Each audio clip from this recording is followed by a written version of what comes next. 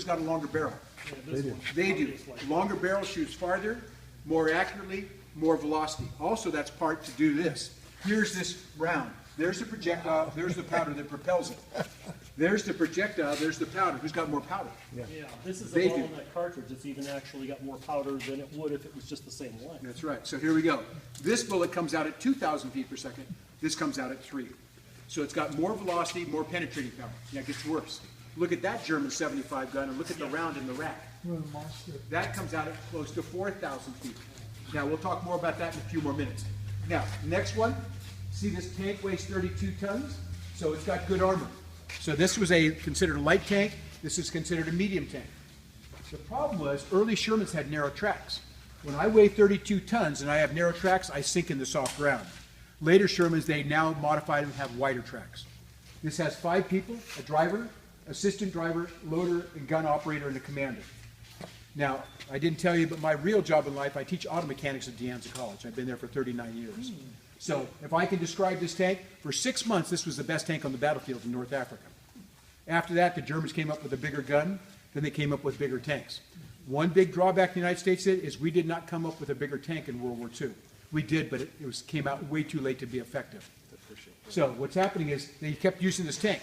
So after a while, this tank had less armor protection, had inadequate guns, and a lot of our tank crews suffered because of that.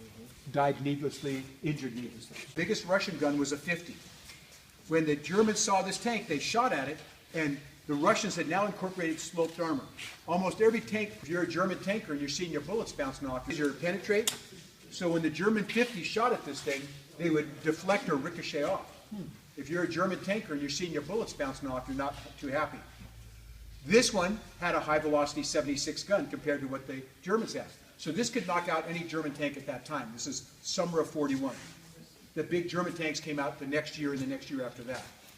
Okay, so that's good. So sloped armor, better gun. Also really wide tracks. What's benefit of wide tracks? You have like a snowshoe effect. You don't get stuck. Now, was this a perfect tank? It was not. A couple big drawbacks. Russian tanks in general are lower. They do that on purpose so they're less of a target.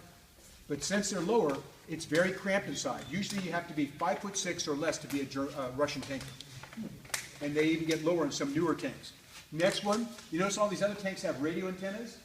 No radio in early Russian tanks. Flags, yeah, like the flags. That's right. So you have to wave flags. What happens when you're waving flags while the bullets are flying? Someone shoots you. You're dead. Yeah.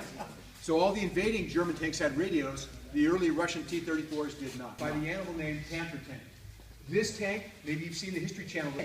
German was retreating across Poland in December of '44. It went across a frozen river that wasn't frozen enough. It fell through the ice. They across a frozen river that wasn't frozen enough. It fell through the ice. They only thought it was 3 feet deep. It was 15 feet deep. They did not have time to recover it. They put a big explosive device in, destroyed the tank. It sat underwater in this river in Poland for 52 years. Now, we did not recover it. Somebody else did. And then they sold it to somebody else. And then we paid $500,000 for this heavily damaged rusting hull. We spent $4 million and 6 years restoring this. Now, some of you got a little postcard today. They also have a 3-fold brochure in there you can get as well when you go back to the gift shop. And it shows this tank when it was first delivered by a truck, big crane, and then on a big rotisserie that we used to rebuild it, and then the finished product. This is the only Panzer V in running condition and the most restored Panzer V in the world. Oh, boy. Okay? Now let's look about this tank. This tank showed up in July of '43. It takes about 5 years to build a good tank. They built this in 2. Now why'd they build this?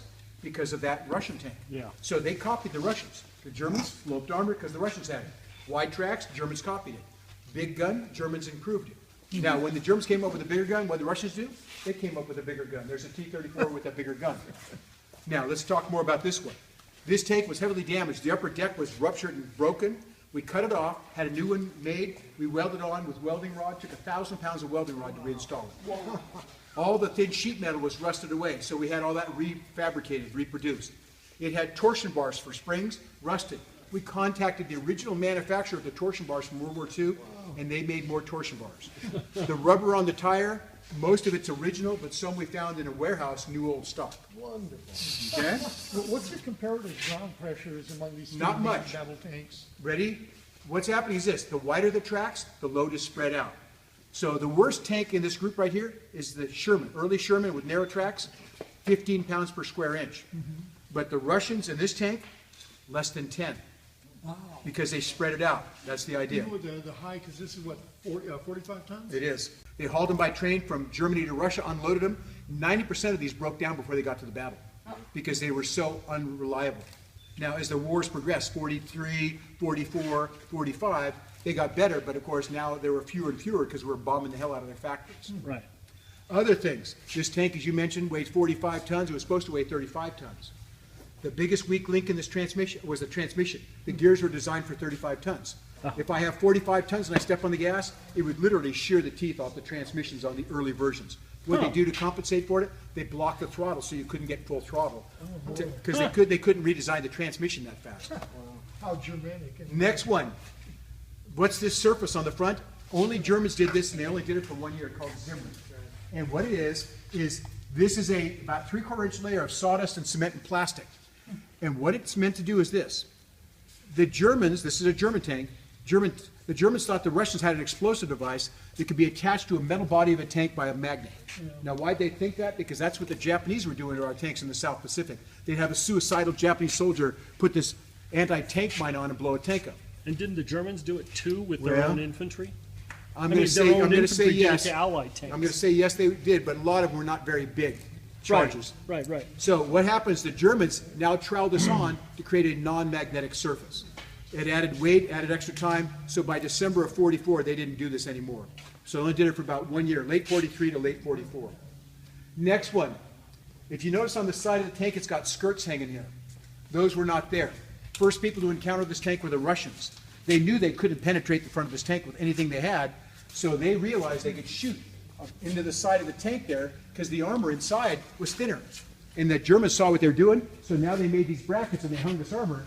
So if a Russian shot, it would hit this, and that would diffuse the energy of the incoming round and not penetrate the tank. Now, the engine of this thing, we actually rebuilt the original engine that was in this tank underwater for all those years. The wheel bearings were all still good, even being underwater for 50 years. They're all original. Now, back here on the stand is a duplicate engine of this.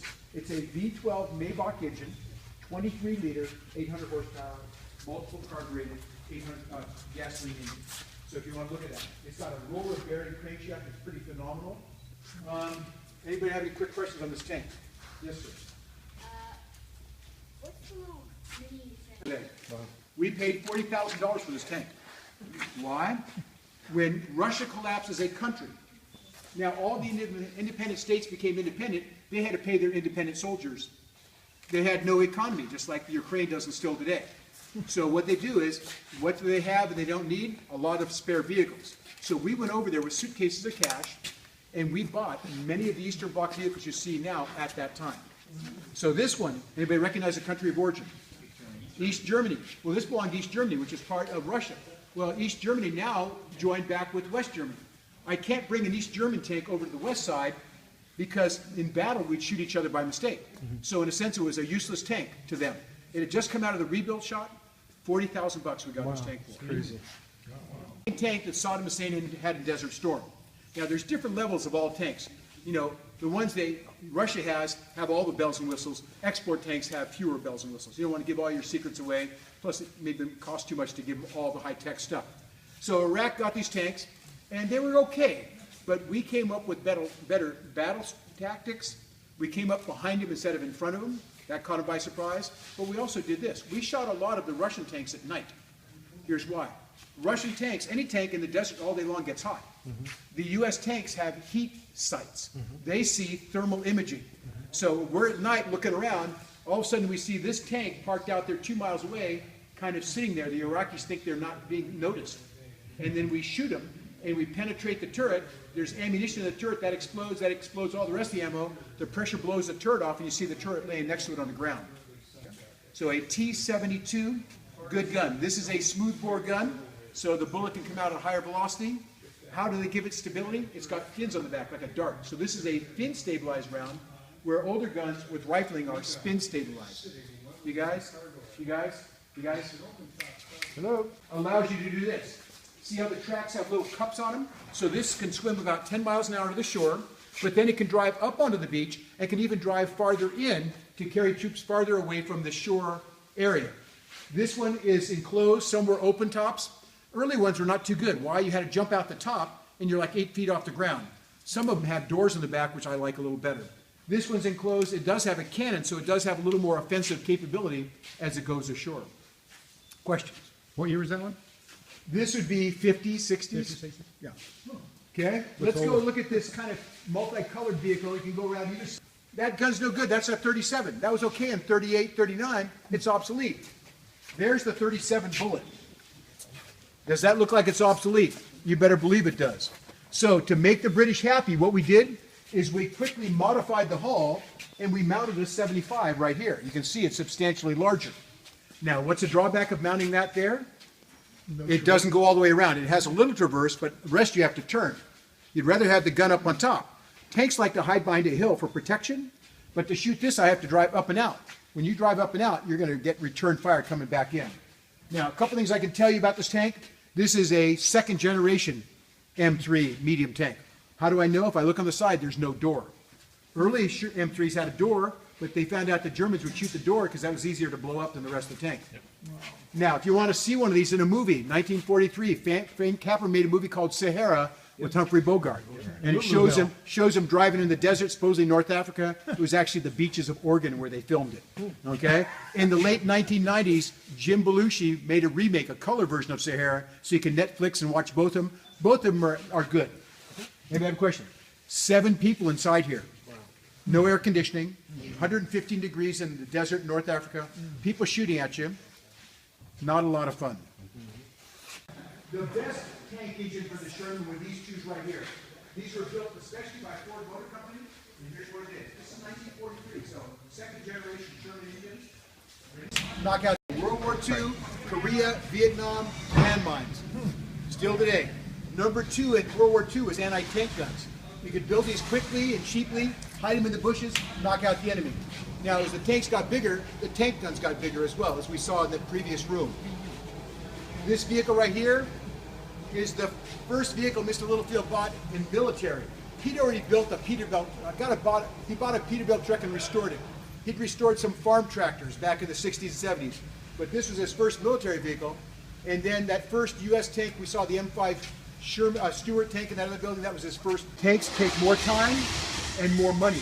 So this is a tank chassis, but you notice it doesn't have a turret.